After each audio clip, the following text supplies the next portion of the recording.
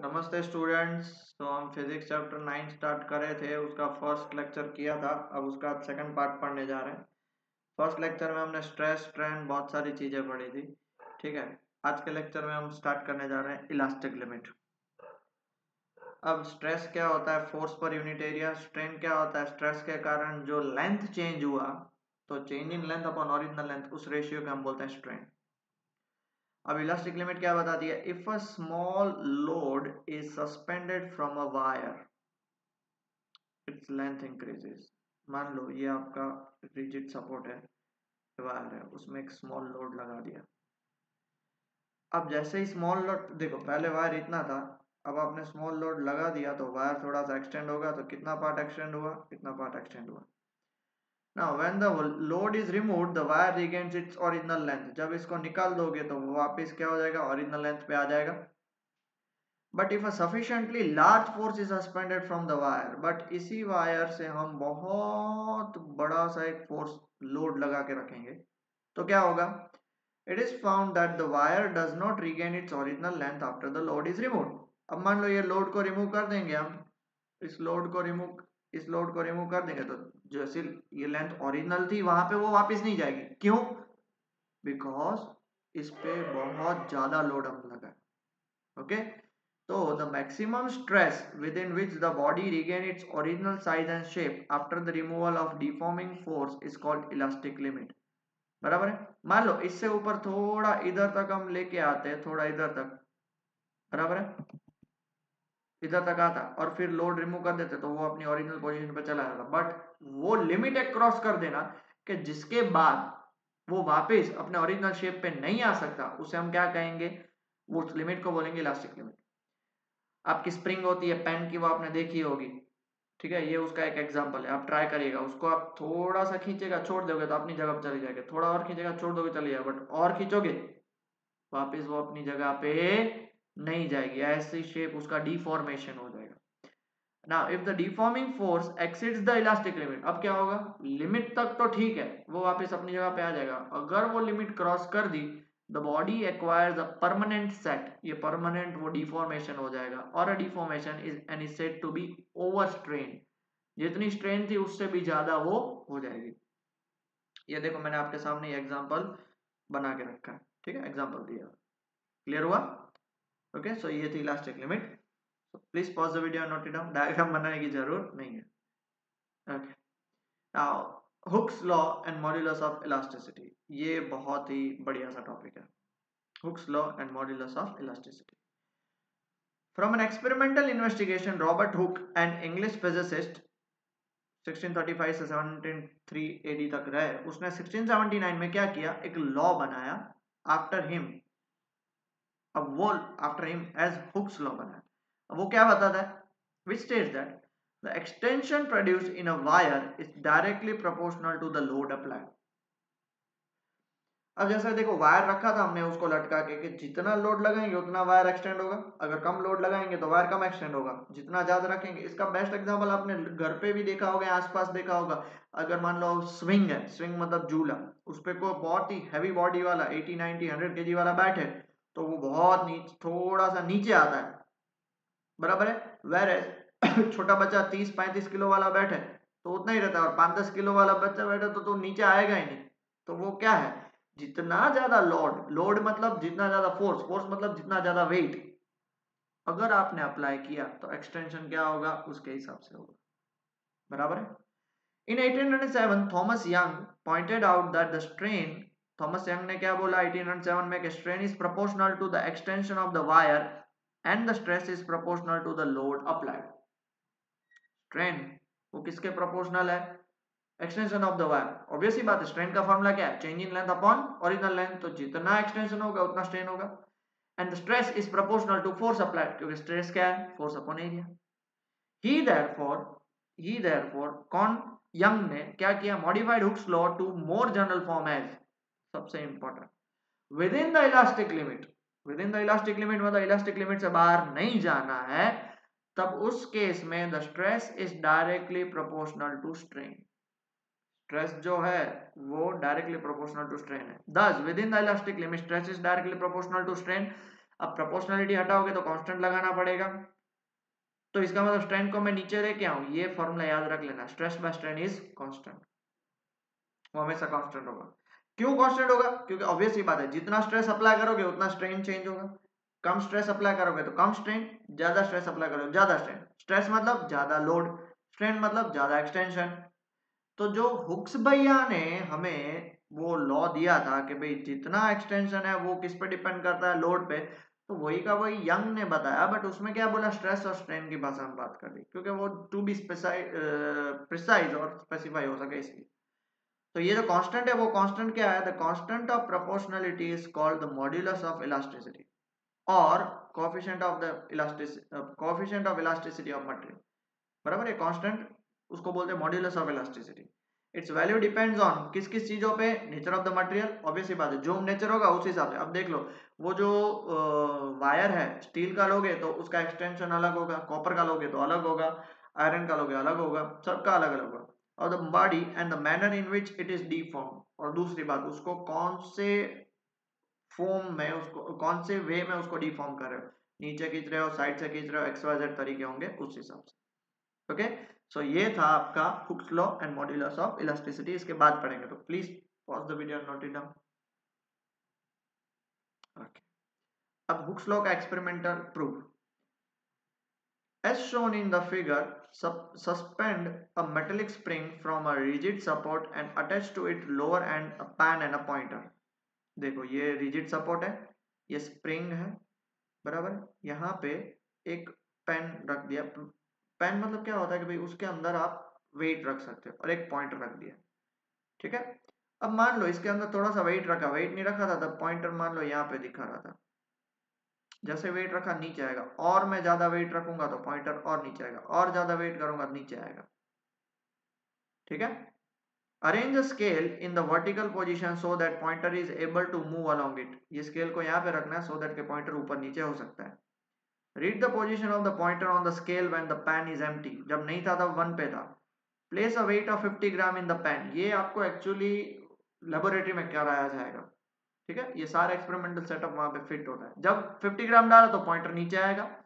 Note the position of the pointer on the scale, वापस note करो। The difference between the two reading give the extension produce in the spring, मतलब मान लो अभी पहले 1 पे था, अब ये कितने पे आ रहा है, 1.7 पे आ रहा है। 1.7 तो कितना एक्सटेंशन हुआ, 0.7। Okay, now increase the weight in the pan in steps of 50 gram and note the corresponding extension। और 50 ग्राम पे ऐड किया तो कितना आया, 2.4 पे आया, और 50 ग्राम पे ऐड किया तो कितना आया, 3.1 पे आया। तो जैसे जैसे 50 ग्राम ऐड करते जा रहे हो वो एक्सटेंशन बढ़ता जा रहा है। And plot a graph between the extension of spring and the total load producing it, देखो लोड मतलब जितना 50 ग्राम, फिर 100 ग्राम, 150 ग्राम, 200 ग्राम, 250 ग्राम ऐसे, और एक्सटेंशन उसका यहाँ पे बनाते जाओ। और जैसे जैसे आप देखोगे 1 था, 1.7, 2.4, ये तो एक जस्ट एक नॉर्मल मैंने आपको रीडिंग दी है, शायद रीडिंग में प्लस माइनस थोड़ा सा फर्क हो सकता है बट ज्यादा नहीं होगा। हाँ, बट एक बात ये फिक्स है कि अगर आप इसको प्लॉट करोगे तो आपको स्ट्रेट लाइन मिलेगा, क्योंकि जैसे जैसे लोड बढ़ रहा है ऐसे ऐसे ही उसका एक्सटेंशन बढ़ रहा है। The graph is straight line as shown in figure, this indicates that the extension is directly proportional to load applied and this verifies Hooke's law. तो ये उसका ग्राफ है, बराबर है, और ऊपर उसका एक्सपेरिमेंटल सेटअप है। ये सिर्फ मैंने आपको बनाने के लिए बोला था, मतलब दिखाने के लिए, आपको समझाने के लिए, बाकी एक्चुअल में ऐसा नहीं है, ठीक है बेटा, पक्का। तो ये डायग्राम बनाना, ये उसका ग्राफ बनाना, और इतना लिख लीजिए, फिर आगे बढ़ते हैं। Okay, done. Now comes modulus of elasticity. जैसे हमने पढ़ा था ना, दो हुक्स लॉ पढ़ लिया। मॉड्यूलस हुक्स लॉ मतलब stress by strain is directly proportional to constant, वो कांस्टेंट ही मॉड्यूलस ऑफ इलास्टिसिटी है। The modulus of elasticity or coefficient of elasticity of a body is defined as the ratio of stress to the corresponding strain, stress by strain within the elastic limit। ये भी जरूरी बात है, elastic limit के बाहर निकल जाओगे तो फिर डिफॉर्मेशन हो जाएगा, इसलिए मॉड्यूलस ऑफ इलास्टिसिटी का फॉर्मूला स्ट्रेस बाय स्ट्रेन है। स्ट्रेस अलग चीज है, स्ट्रेन अलग चीज है। स्ट्रेन का कोई ऐसा यूनिट नहीं होता, डायमेंशनल लेस होता है, तो जो स्ट्रेस का ऐसा यूनिट वही मॉड्यूलस ऑफ इलास्टिसिटी का ऐसा यूनिट, क्या, न्यूटन पर मीटर स्क्वायर, और उसके डायमेंशन भी सेम। ये जो छोटी छोटी चीज है वो याद रखा करो, आपको काम आएगा। डन, क्लियर हुआ, आगे बढ़े, ठीक है। अब मॉड्यूलस ऑफ इलास्टिसिटी तीन टाइप की होती है। पहला यंग्स मॉड्यूलस, जो modulus of elasticity of length होता है, लेंथ बढ़ता है कम होता है। दूसरा होता है बल्क मॉड्यूलस, जो वॉल्यूम के हिसाब से चेंज होता है वो। और तीसरा मॉड्यूलस ऑफ रिजिडिटी और शेयर मॉड्यूलस, जो मॉड्यूलस ऑफ शेप, शेप के हिसाब से चेंज होता है। एरिया का नहीं होगा, सो इसलिए वो एरिया का सोचना मत। तीन होता है, क्या होता है? लेंथ के लिए यंग्स मॉड्यूलस, वॉल्यूम के लिए bulk modulus, rigidity modulus of rigidity के लिए किसके लिए? Elasticity of shape. ठीक है, हम इन तीनों को डिटेल में पढ़ेंगे, बट सबसे पहले हम पढ़ेंगे यंग्स मॉड्यूलस, बहुत ही इंपॉर्टेंट टॉपिक, तो उसके बारे में हम डिटेल में पढ़ेंगे। और बल्क मॉड्यूलस नेक्स्ट लेक्चर में पढ़ेंगे। ठीक है, Young's modulus of elasticity. Within the elastic limit the ratio of longitudinal stress to the longitudinal strain is called Young's modulus of material of the wire. Longitudinal stress upon longitudinal strain, देखो elasticity का modulus stress upon strain नहीं है, but अगर longitudinal stress upon longitudinal strain आया तो वो Young's modulus. Longitudinal मतलब length change हो रही है उसकी बात कर, बराबर। सी एज शोन इन फिगर, मान लो ओरिजिनल लेंथ उसकी एल थी, जैसे हमने फोर्स नीचे लेंथ में अप्लाई किया ना, कंप्रेसिव टेंसाइल स्ट्रेस अप्लाई किया, टेंसाइल फोर्स, तो उसकी लेंथ चेंज होगी डेल एल, बराबर है। लेंथ ओरिजिनल उसकी एल थी, क्रॉस सेक्शनल एरिया ए था, suppose an increase in length क्या? Del L under the force F, जितना फोर्स लगा उसमें डेल एल चेंज आया। Then the Young's model is given by, Y का फॉर्मूला क्या आएगा? Longitudinal stress upon longitudinal strain. क्या आएगा? Longitudinal stress upon longitudinal strain. अब longitudinal stress upon longitudinal strain का, लॉन्जिट्यूडनल स्ट्रेस क्या होगा? Force upon area, force upon area. और लॉन्जिट्यूडनल स्ट्रेन मतलब लेंथ चेंज हो रही है, तो क्या होगा? Del L by L. तो देयरफॉर y को हम क्या लिख सकते हैं? ये एल ऊपर चला जाएगा तो F L by del L into A. क्या हम ये भी लिख सकते हैं? F by A into L by del L, ये उसका फॉर्मूला। ठीक है, stress upon strain longitudinal. But अगर कोई भी वायर होता है तो उसका एरिया क्या होगा? Pi are square. If the wire has a circular cross section area of radius r, then y का फॉर्मूला होगा f by pi are square into L by del. समझे? इफ मान ले कि लेंथ L1 है, एरिया 1 मीटर स्क्वायर है, del L भी 1 मीटर हुआ, बराबर है, उसमें चेंज भी 1 मीटर हुआ, तब y और f इक्वल हो जाएगा, y और f इक्वल हो जाएगा। Thus, Young's modulus of elasticity equal to the force required to extend a wire of unit length of unit cross section area by unit amount. अगर किसी wire को आप unit area और unit length के wire को unit amount जितना extend करना है, बराबर है, तो जितना फोर्स लगेगा वही उसका क्या होगा? यंग्स मॉड्यूलस होगा। Thus the force required to double the length, double the length हुआ ना, जितनी लेंथ थी उससे एक और एक्सटेंड करना है, तो double the length of the wire, ये हमारी भाषा में बोल सकते हैं। वापिस, मॉड्यूलस ऑफ इलास्टिसिटी कोई भी हो, यंग्स हो या फिर और कोई, इलास्टिसिटी का फॉर्मूला आपको पता है क्या? न्यूटन पर मीटर स्क्वायर और पास्कल, सीजीएस में डायन पर सेंटीमीटर स्क्वायर, और उसका डायमेंशनल फॉर्मूला ये मोस्ट आईएमपी है, ये याद रख लेना। ठीक है, ये था यंग्स मॉड्यूलस ऑफ इलास्टिसिटी के बारे में। ओके, क्लियर हुआ? ठीक है, अब जो हम चीज पढ़ने जा रहे हैं ना, बहुत most IMP exam point of view, so please ध्यान से पढ़िएगा, ध्यान से सुनिए। Stress strain curve for metallic wire. कोई भी एक मेटालिक वायर होता है, उसका स्ट्रेस वर्सेस स्ट्रेन का ग्राफ। ठीक है, figure shows the stress strain curve for a metallic wire which is generally being loaded. Loaded मतलब नीचे उस पे लोड लगा रहे हैं। इनिशियली तो कुछ नहीं होगा, the initial part OA of the graph is up to the line indicating the stress is proportional to strain. यहाँ पर मैं जानते हैं stress is directly proportional to strain. कहां तक? कहां तक बेटा? ए तक, ए तक, समझ पा रहे हो? OA तक देख रहे हो, stress is directly proportional to strain. ऐसा कोई जरूरी नहीं है कि भाई stress is directly proportional to strain है मतलब ऐसा ही होना चाहिए, वो लाइन ऐसे भी हो सकती है। ठीक है, वो आपको मतलब आपको सिर्फ ये याद रखना है कि डायरेक्टली प्रोपोर्शनल मतलब थोड़ा सा स्ट्रेस चेंज होगा तो स्ट्रेन भी चेंज होगा, या थोड़ा स्ट्रेन चेंज होगा stress change. Up to the point A Hooke's law is obeyed, ये तो आप देख भी पा रहे हो, हुक्स लॉ क्या है? Directly proportional. The point A is called the proportional limit, ये याद रखना।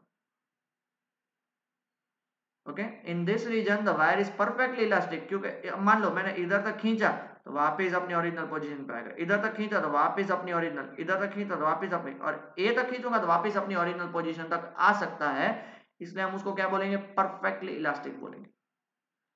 बट आफ्टर पॉइंट ए क्या होगा, after the point A the stress is not proportional to strain, नहीं, क्यों, फिर वो थोड़ा लिमिट चेंज हो जाएगी, थोड़ा सा चेंज हो जाएगा, and a curved portion A B is obtained, curved portion.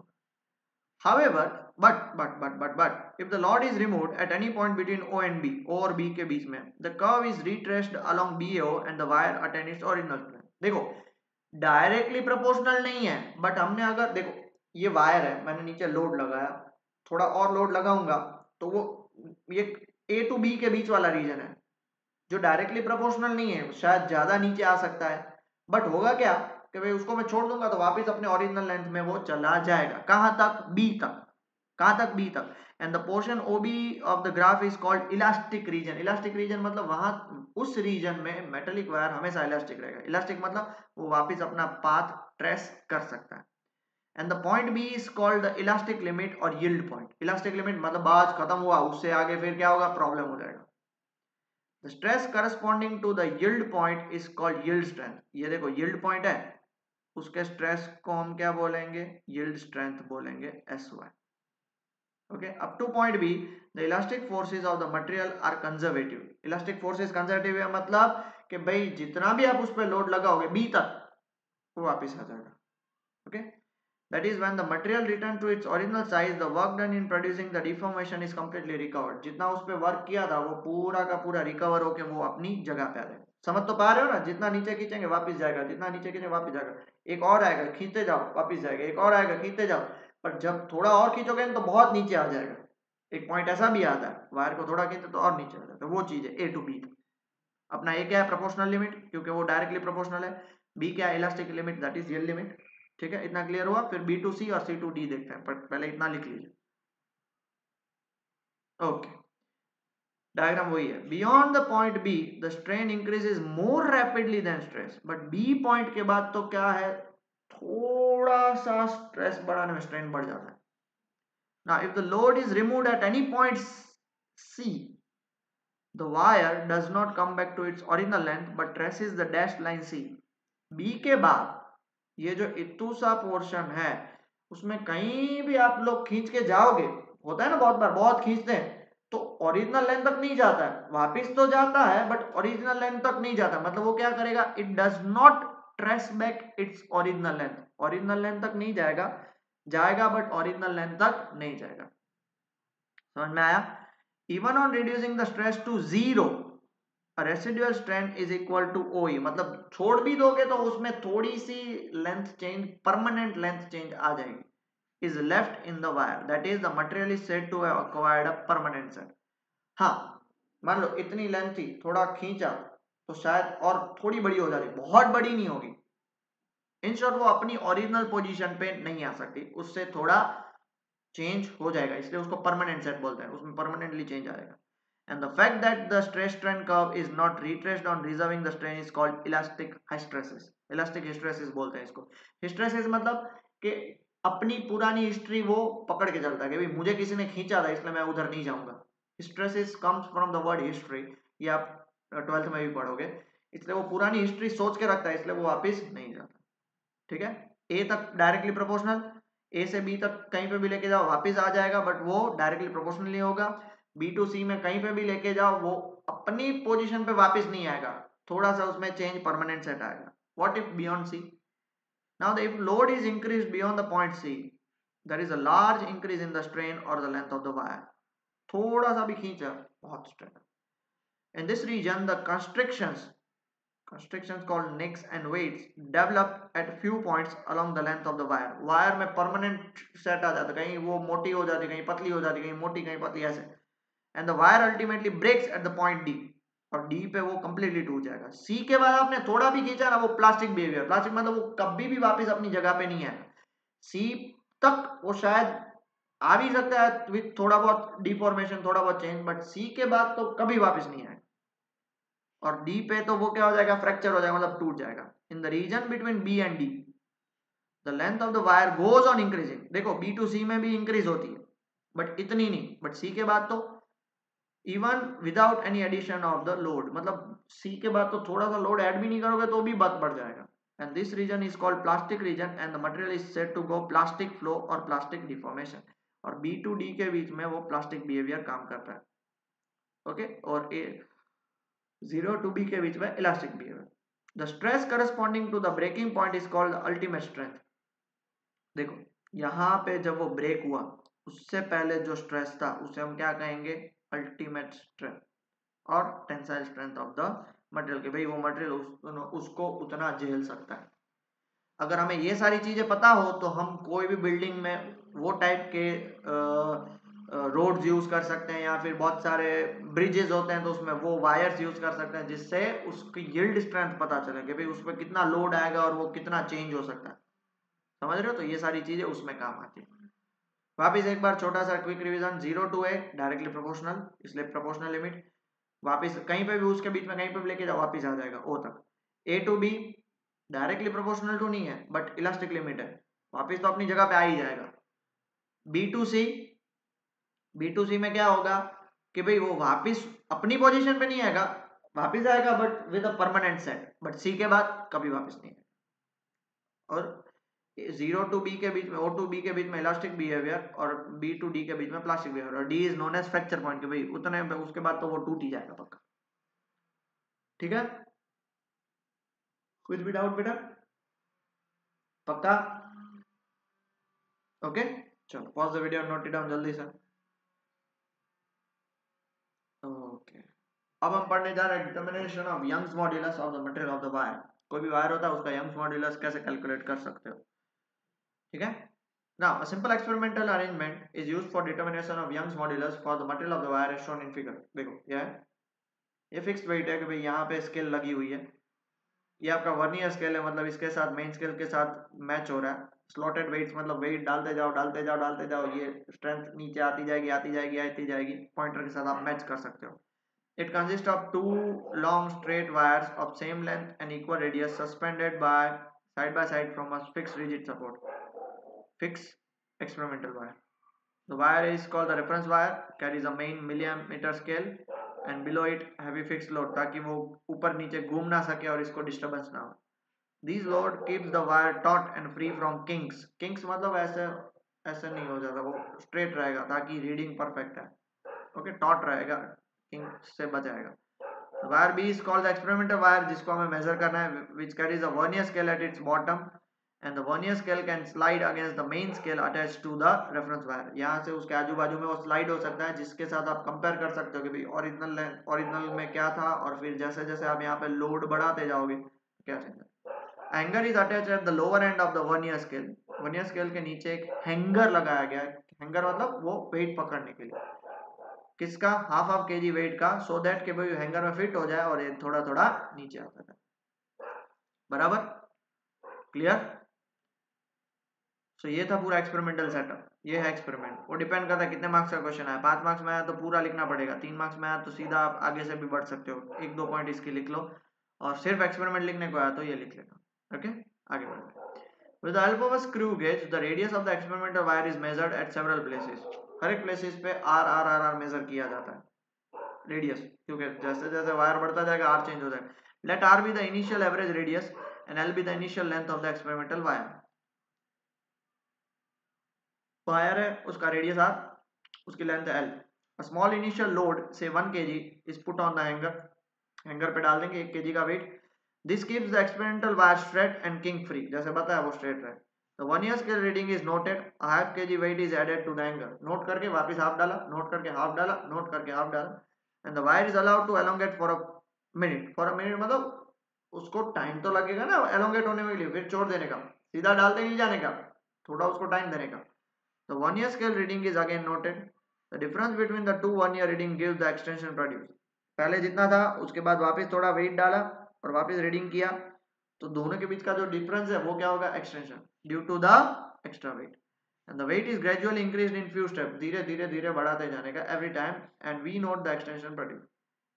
और फिर ग्राफ प्लॉट करेंगे लोड वर्सेस एक्सटेंशन का, जितना लोड डालते गए उतना एक्सटेंशन होता जाएगा। ये हमने ऑलरेडी आगे देख लिया, ठीक है। बट यहाँ पे अभी फॉर्मूला थोड़ा सा, अब देखो ये स्ट्रेट लाइन ही बनेगा क्योंकि डायरेक्टली प्रोपोर्शनल टू है। स्ट्रेट लाइन का स्लोप क्या होता है? Slope of the straight line, slope of the straight line,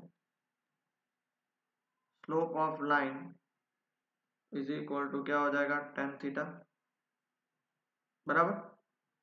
अब tan थीटा क्या होता है? tan थीटा मतलब देख लो, यहाँ की बात करते हैं।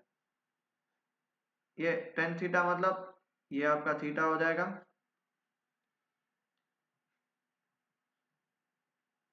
ठीक है। और ये क्या हो जाएगा? Change in length, that is del L, ठीक है। डेल कैपिटल एल लेंगे क्योंकि स्मॉल दिया हुआ है। तो tan थीटा का फॉर्मूला क्या है? Del L upon load. Load कितना चेंज हुआ? लोड का फॉर्मूला होता है वेट, mg, ठीक है। तो हम यहाँ पे कौन सा फॉर्मूला डालेंगे? tan theta is equal to del L by mg। Stress का फॉर्मूला क्या होता है? स्ट्रेस का फॉर्मूला होता है फोर्स अपॉन एरिया। फोर्स कितना डाला? mg, और एरिया कितना है? पाई आर स्क्वायर। स्ट्रेन कितना आया? स्ट्रेन आपका आया डेल एल बाय एल। तो हमें पता है यंग्स मॉड्यूलस का फॉर्मूला क्या होता है? Stress upon strain. स्ट्रेस क्या है आपका? mg by pi are square, और स्ट्रेन क्या हो जाएगा? l by del L.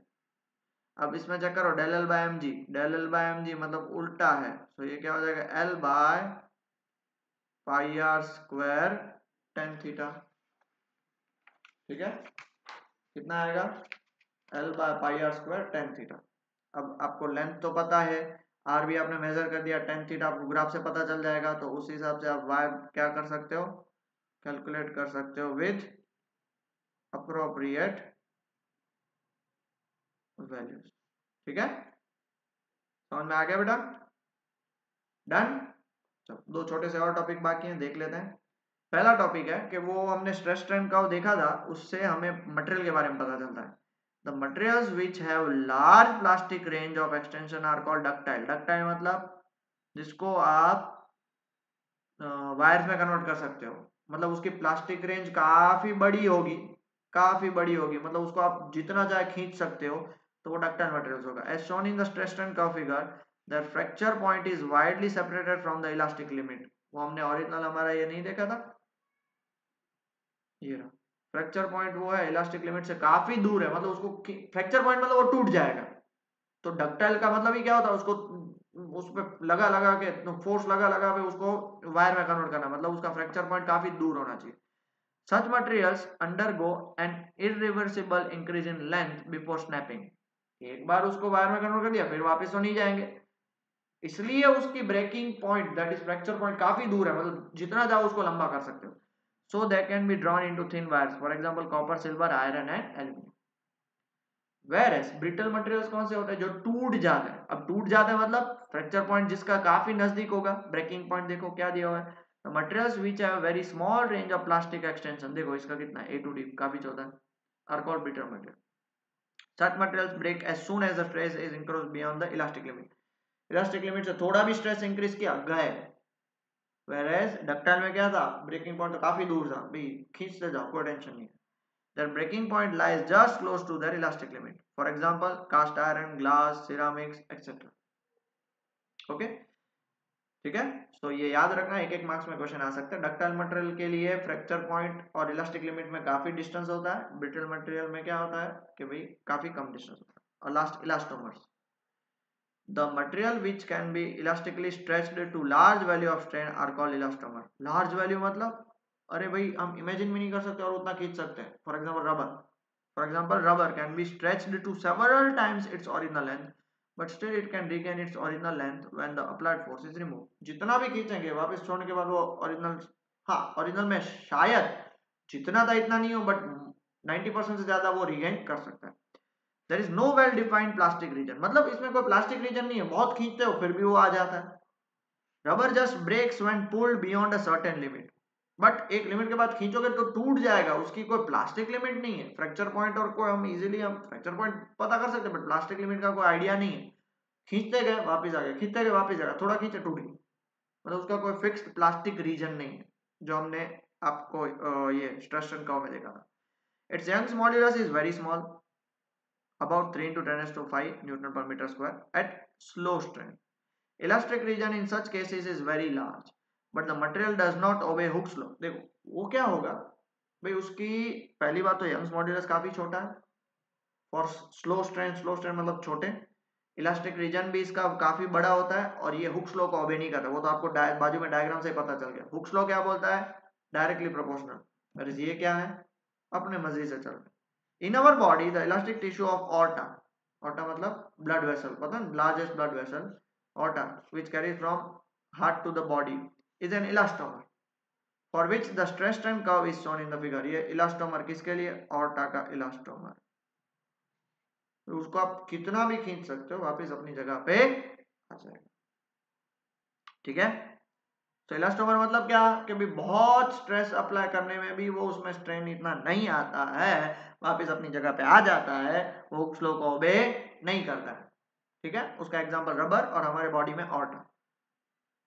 और ये पूरा ग्राफ है कि भाई एल्यूमिनियम का डेंसिटी ये होता है, यंग्स मॉड्यूलस ये होता है 70 इंटू 10⁹। अल्टीमेट स्ट्रेंथ ये होती है और यील्ड स्ट्रेंथ इतनी होती है। अल्टीमेट स्ट्रेंथ मतलब उसके बाद टूट जाएगा, यील्ड स्ट्रेंथ मतलब उसके बाद वो फिर प्लास्टिक रीजन में चला जाएगा।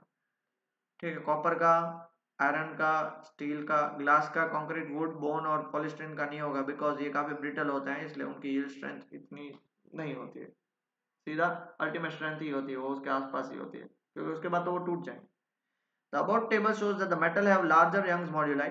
Such material require larger force to produce small change in length. अभी जब एक बात समझो, जिसका यंग्स मॉड्यूलाई बहुत ज्यादा, उसको मतलब कि उसमें थोड़ा सा भी चेंज करना है तो बहुत ज्यादा फोर्स चाहिएगा।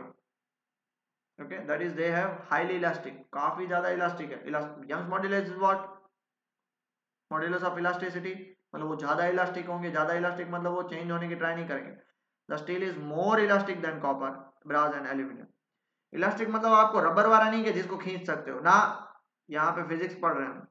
That is why steel is preferred for making heavy duty machines and structural design. On the other hand, the material like wood, bone, concrete and glass have small Young's moduli, इसलिए वो कभी भी टूट सकते हैं ज्यादा stress आने पे। where स्टील क्या होगा? एक्सटेंड हो जाएगा बट वो टूटेगा नहीं इन कंपैरिजन टू ये सब। ओके बेटा, आज का लेक्चर हम यहीं पे खत्म करते हैं। आई होप आप लोगों को समझ में आएगा। ये सब याद करने की जरूरत नहीं है, सिर्फ आपको बताने के लिए, कंपेयर करने के लिए। नीचे की चीज याद रखना कि भाई स्टील है वो ज्यादा इलास्टिक है और ये ज्यादा इलास्टिक नहीं है। ओके, आई होप आपको आज का लेक्चर अच्छे से समझ में आ गया होगा। नेक्स्ट लेक्चर में हम नेक्स्ट पार्ट पढ़ेंगे और थोड़े बहुत न्यूमेरिकल्स ही होंगे, नेक्स्ट पार्ट नहीं होगा, न्यूमेरिकल्स होंगे और उसके बाद हम बल्क मॉड्यूलस पढ़ेंगे। ठीक है, तो प्लीज स्टडी वेल और प्लीज पढ़ाई करिए, हाथ जोड़ के आपसे रिक्वेस्ट करता हूँ। ठीक है, टेक केयर।